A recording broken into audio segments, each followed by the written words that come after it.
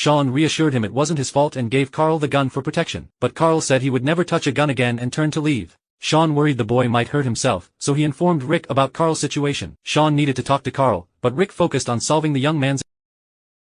Sean scoffed at Carl. Do you think freeing that guy matters more than Carl? He stormed off, more convinced Rick couldn't protect his family. After thinking, Rick chose to talk to his son. He comforted his son, saying, everyone dies, I will and your mother too.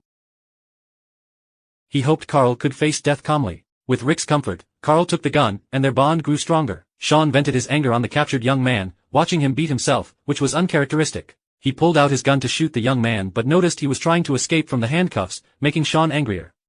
A malicious thought crossed his mind, so he took the young man to the woods and did the deed, marking the first step of his plan.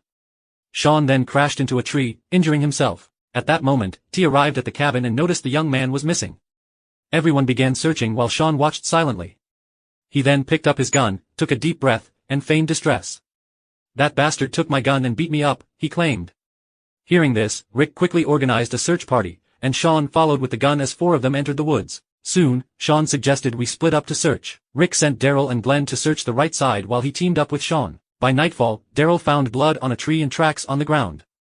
A few steps later, they found a blindfold. While examining it, they heard a sudden noise behind them and quickly hid behind a tree, seeing a shadow approach. Glenn thought it was the escaping man, but he had turned.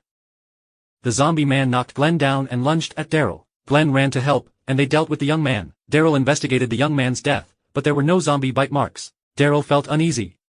How did he become a zombie?